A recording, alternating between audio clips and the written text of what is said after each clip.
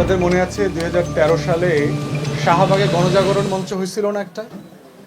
এই গণজাগরণ মঞ্চের লোকজন গিয়ে গিয়ে বিভিন্ন জায়গায় ইসলামী ব্যাংক, জামাতের যত প্রতিষ্ঠান আছে ভাঙচুর করা, লুটপাট করা করছে না?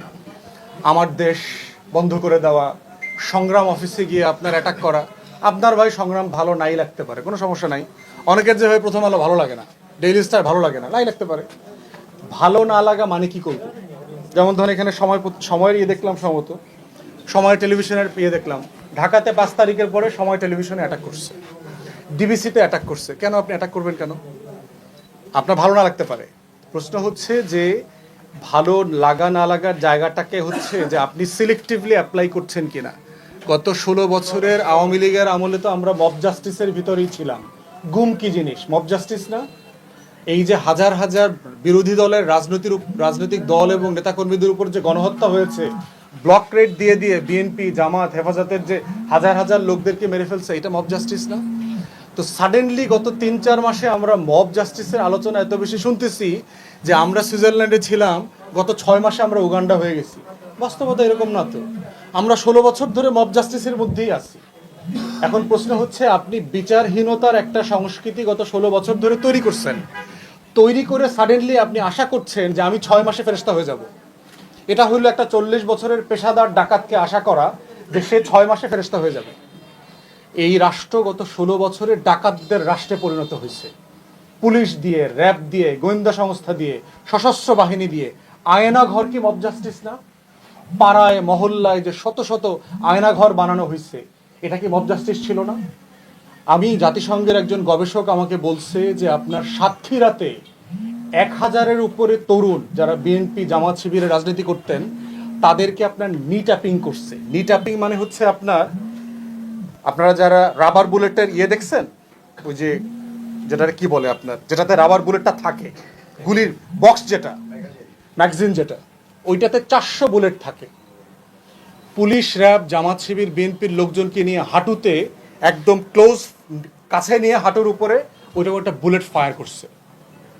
400 বুলেট যদি কারো হাঁটুতে পড়ে, তার হাঁটুতে আর কিছু ছিল? হাঁটুটা সিম্পলি, হাতটা গুঁড়া হয়ে ঝুলে গেছে পাটা।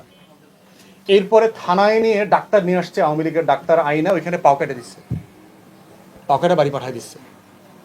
গরিব মানুষ যারা ট্রিটমেন্ট করতে পারে নাই, তাদের হাত পাও পচে গেছে। এরকমও পাওয়া গেছে যে বুক পর্যন্ত পচে গেছে, পচে যাওয়ার পর মারা গেছে লোকটা। এটা মব জাস্টিস ছিল না গত 16 বছরে? গত 16 বছরে আমরা যারা ফ্যাসিবাদ বিরোধী আন্দোলন করছি, আমরা মব জাস্টিসের শিকার হয়েছি না? আমাদের মিছিল মিটিংয়ে কি হয়েছে? তো সাডেনলি বাংলাদেশের গণমাধ্যম মব জাস্টিসের কথা কেন বলছে? আমি তো গত 16 বছর আওয়ামী লীগের সময় শুধু মব জাস্টিসই দেখেছি। 1,34,000 মামলায় 60 লক্ষ রাজনৈতিক আসামি, এটা মব জাস্টিস না? রাজনৈতিক দলের 1 কোটি লোক পলাতক অবস্থায় জীবনযাপন করেছে গত 16-17টা বছর, এটা মব জাস্টিস না? এলাকায়, মহল্লায়, পাড়ায় কোথাও কোনো বিরোধী দলীয় মত ছিল না, এটা মব জাস্টিস ছিল না? এগুলো সবগুলাই মব জাস্টিস ছিল। আমরা গত 16 বছর মব জাস্টিসের ভিতরে বাস করেছি। এখন যেটা দেখতে পাচ্ছেন, এটা হচ্ছে মব জাস্টিসের প্রতিবাদ দেখতে পাচ্ছেন, এইটা মব জাস্টিস না। মব জাস্টিস কি হয় দেখেন, এই 6 মাসে আমার আপনার সাধারণ মানুষের বাড়িঘরে কটা ডাকাতি হয়েছে মব জাস্টিসের নামে? আজকে তো 8 তারিখ, 6 মাস হয়েছে সরকার দায়িত্ব নিয়েছে। 5 থেকে 8 তারিখে তো দেশে কোনো সরকার ছিল না, আগস্ট মাসে পুলিশ তো ছিলই না। আপনারাই তো জানেন, আপনাদের এই মহল্লায় পুলিশ ছিল? কিছু ছিল না তো। কোথায় ডাকাতি হয়েছে?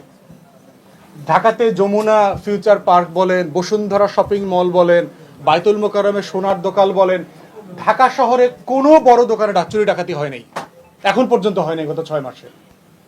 তাহলে যদি মব জাস্টিস হইতো, তাহলে চুরি ডাকাতি হইতেছে না কেন?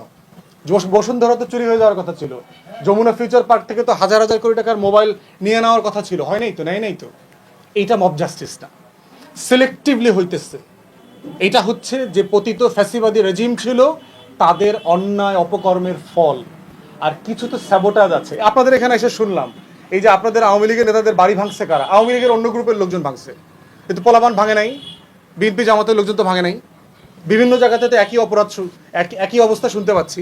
এই গ্রুপের বাড়ি ওই গ্রুপ ভেঙে দিতেছে, ওই গ্রুপের বাড়ি ওই গ্রুপ ভেঙে দিতেছে।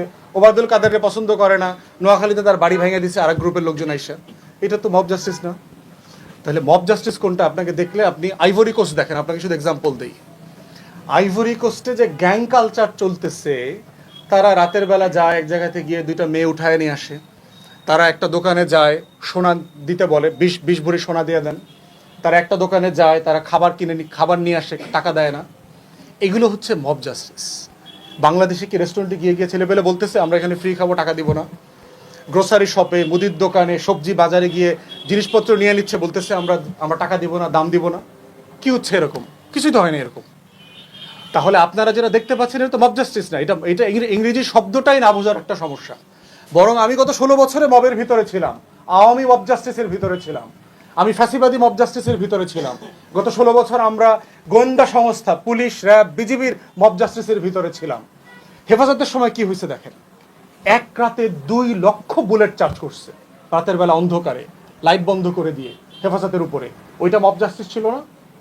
ওইটা মব জাস্টিস ছিল, স্টেট স্পন্সর্ড মব জাস্টিস ছিল। রাষ্ট্রীয় পৃষ্ঠপোষকতায় এই ধরনের গণপিটুনির আয়োজন করেছে বাংলাদেশ। মব জাস্টিস হচ্ছে আপনার ব্যাংকের টাকা লুট করে বিদেশে নিয়ে যাওয়ার নাম হচ্ছে মব জাস্টিস। পুরো শেখ পরিবার মিলে বাংলাদেশকে ফকির করে দিয়ে গেছে, আমার 40টা ব্যাংক লুটপাট করে রেড জোনে দিয়ে গেছে, এটার নাম হচ্ছে মব জাস্টিস। মব জাস্টিসের নাম হচ্ছে আমার বছরে বছরে $16 বিলিয়ন পাচার করে বিদেশে নিয়ে নেওয়ার নাম হচ্ছে মব জাস্টিস। আওয়ামী লীগের এক একজন নেতার 700-800 বাড়ি ইউরোপ, আমেরিকাতে, লন্ডনে, ওইটার নাম হচ্ছে মব জাস্টিস। এখন যেটা দেখতে পাচ্ছেন, এটা দেখতে পাচ্ছেন একটা গণ অভ্যুত্থানের বিজয়ী শক্তির একটা প্রতিবাদ। এই 32 নম্বরটা 6 মাসে কেন ভাঙে নাই? 6 মাসে তো ভাঙে নাই। তাহলে কেন আজকে ভাঙলো? কেন পরশুদিন কেন ভাঙলো? এটা আপনি কেন তাকে উস্কানি দিলেন? এই উস্কানিতে লাভ হয়েছে কার? দিল্লি ছাড়া এখানে কারো 2 পয়সা লাভ হয় নাই। আপনারা জানেন 16 থেকে 18 তারিখে মোদি ওয়াশিংটন যাইতেছে, ট্রাম্পের সাথে তার মিটিং আছে। আপনি দেখছেন হয়তো 20,000 ভারতীয়দেরকে সে একদম কার্গো প্লেনে করে কুকুর বিড়ালের মতো বাড়ি পাঠাইছে।